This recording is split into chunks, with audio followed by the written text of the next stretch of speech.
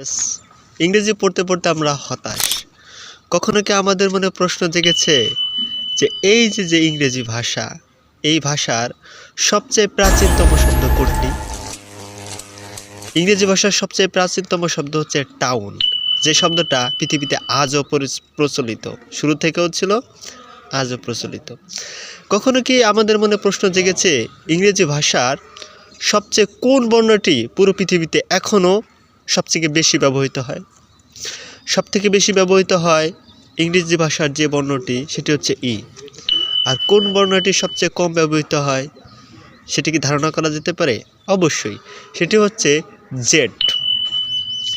ইংরেজি ভাষার শব্দ সংখ্যা নিয়ে কোনো ধারণা আছে যে আসলে ইংরেজি ভাষায় কত শব্দ রয়েছে?